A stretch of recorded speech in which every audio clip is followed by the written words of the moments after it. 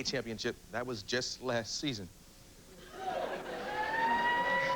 Here's a sample of his unique and special brand of NBA entertainment.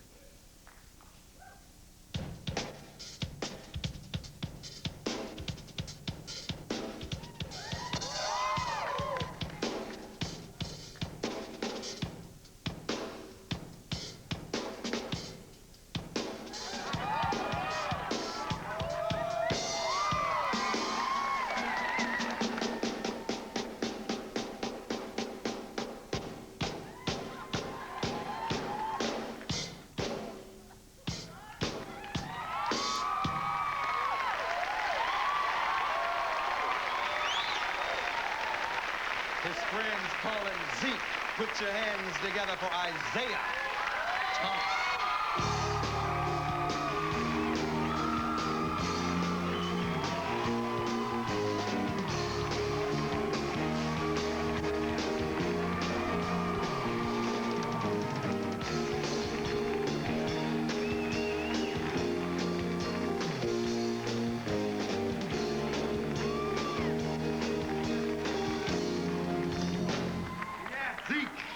What's going on, man? I told Joe Dumas I was gonna do that. Oh, yeah. You gotta crank it up. Crank it up. You know, you're here, actually, to play the Lakers. Yes. And, yeah, that'll be a good game. And this time, Magic and Byron will be there.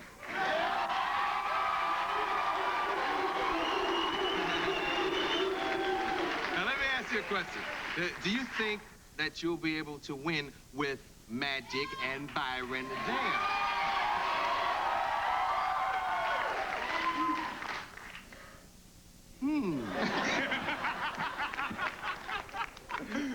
Let's talk about this. Well, Kareem's gone, so they're a totally different team now. Yeah. Without Kareem, they're more of a transition team, more of a fast running type of team. They shoot more jump shots now. And they're a different type of team, so this is our first time playing this Laker team. Had this been the team of the past, you know, you may be able to say we may have more success with them. Right. But with the type of style they're playing now, we haven't seen and we're unfamiliar with. And they also have two other players who are playing extremely well for them, Larry Drew and, is it Lottie? Yeah. Divac? Divac. Yeah. Yeah, So- he's a tough guy. He's a good basketball player. I watched him on satellite. He's got a couple of moves. He does some nice things on the court. He's very agile for a big man. He passes well, and he seems to understand what Magic is saying out there on the court. You know, he gets it done. I read someplace that a critic was saying that the Pistons should have never gotten rid of Rick Mahorn. They talked about it being the whole nucleus of the Bad Boys. And what's your opinion on all that? Well, first of all, we never got rid of Rick Mahorn.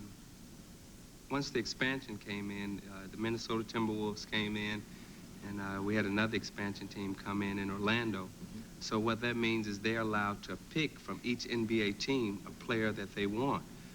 We had the option of putting 3 guys on the expansion list, and we couldn't put Vinnie Johnson on there or James Edwards or any of the other starters. Why? Because management chose not to. Yeah. So they put Mahorn out there, and they picked him. It wasn't like we got rid of him. But it was a choice to put him there so that he could be taken. Yeah, but it was a difficult choice either way around. Because if we'd have lost Vinnie Johnson, then everybody would be saying, well, you shouldn't have lost Vinnie. Or if we lost James Edwards, you shouldn't have lost James. Or you lost Lambeer. We lost David Rivers, and didn't nobody say a damn thing. No. That was cold. I should be smacked right now. Anyway, no, but I understand how Bad that goes. host. Yeah, bad host. But I understand how that goes. You probably miss him a lot, though. We definitely miss him. We miss his personality as a friend, more so than a basketball player. The things that, you know, he gave us as friends and as people, you know, during the course of basketball season, you go through a lot of things, and there are people that you can confide in, people that you can talk to, and things that you share with one another, and you miss that closeness. Yeah, you know, the thing I found interesting in your book is even though you all are called the bad boys and you have this tough image, there's a page that talks about you finding Bill Laimbeer in the shower crying after a real tough loss. It was actually the 7th game here in Los Angeles 2 years ago when Mahorn had back surgery and I sprained my ankle in the 6th game. And, you know, I came into the shower with the ice bag on my ankle, and he was just sitting in the middle of the floor crying. And, you know, Laimbeer's a very tough guy. And, you know, people don't understand how competitive he is as a person. And to go around in every arena to hear people say, "Boo, you suck, you." Yeah. You know, that's tough. And, you know, he had given so much, and we had tried so hard to get to where we were. And then to lose it because of injuries, we felt. And, you know, it was just it's a very touching scene. Yeah. This is the book. It's called Bad Boys. It's by Isiah Thomas. We'll take a commercial and talk more with the man who wrote it in a moment. It's a deal. In your book, I learned a lot of things. First of all, your mom is here, and they're making a movie about her, or did I get you mixed up with some other guest?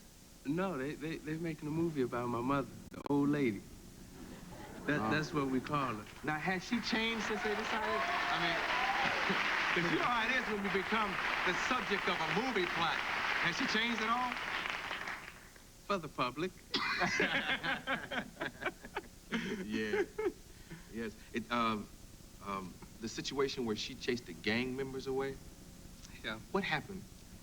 In my neighborhood where we grew up, similar to where you grew up in Cleveland, there were a lot of gangs. And what they used to do with the gangs, they used to recruit. You know, like once or twice a year, they would come around the neighborhood and they would recruit like, you know, they were the army. Mm-hmm. And this happened to be, you know, recruiting day. And I never knew my mother, you know, knew how to use firearms. So they came around and we were all standing on the porch. And, you know, one of the gang members was talking to us about joining the gang. And before I knew it, I heard, and she had whooped it out. Now, in the movie, they say some things that she didn't necessarily say. They cleaned it up. You know, it's Walt Disney. Oh, they cleaned it up. Yeah. Usually they make it more exciting. They cleaned hers up. They had to clean it up. Oh. 'Cause there were a couple of words in there that you can't say on Well, you TV. give me the Disney version. If you guys don't get off of here, I'm gonna blow you across the expressway. Okay. Now you can say, she said. I can imagine. Yeah. Okay. It's cool. I can imagine. Oh, God. So Isiah has a book. What else is in here? You talk about ball players? Different ball players in the league? You know what? Do you remember yourself in grade school? Yeah. I had an English teacher named Sister Sean. You know what she thinking now, and I done wrote a book? Yeah. I wasn't that good in English at the time. Oh, I can imagine. I can imagine. Yeah, but, you know, now you Isiah. You know what's interesting? You talk about grades and stuff. You came out of school as a sophomore. Yes. But you did something that I really admire. You started making money. Not that. But you went back and you got your degree. And I'll be honest with you. Bank can make you, like, forget about books, you know? And you went back, and that's not only admirable of you as an individual, but it's a good thing to do because there are a lot of kids watching you, man. Exactly.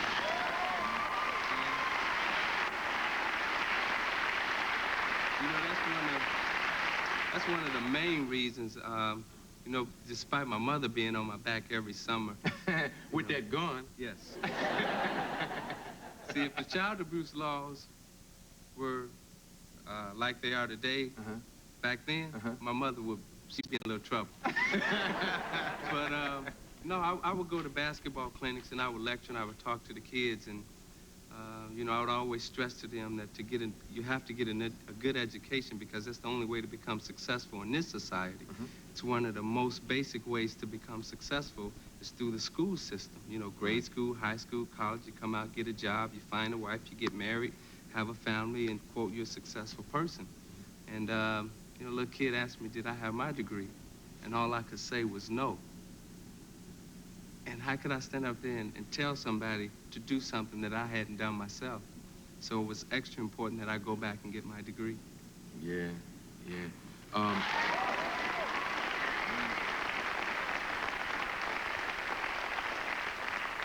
You remember the homeless lady you told me about? The conversation? Marlene. Would you tell them about that? It was, we were in Chicago. We were in the Eastern Conference Finals. And, Air. We weren't playing the Bulls. Playing Air? We were playing Air. Mm-hmm. He had just dropped 50 or something on us, you know. Yeah. And, we lost the game and we were down, I think we were down 2-1. Yeah, we were down 2-1 in Chicago, with the fourth game being played in Chicago. And I went for a walk along the beach. I have some blue sunglasses, and I had on some blue sunglasses. And at that time, a lady called out. She said, "Those are some pretty sunglasses." I turned around and said, "Thank you." And she turned out to be a homeless lady. So we sit down and we started talking. And at that time, I felt like my problems were the biggest problems in the world, because we had lost to the Bulls. We weren't going to get a chance to play in the championship. And she got to talking to me just about life. And through her wisdom, I seen that, you know, basketball at this point in time really wasn't that important. And it lifted so much off of my shoulders that after that, we never lost a game again the rest of the season, because I felt so light and I felt so good because of her wisdom. I never seen her again in life. I hope she's doing well, but, you know, talking to older people, you know, you just learn so much. And the thing that this society has done, it has taken away the old, we're ruining our young, and we're taking immediate gratification for the people of 20, 25, and we're ruining our future, we're throwing away our past, and we're just gonna end up dying if we don't start taking care of each other.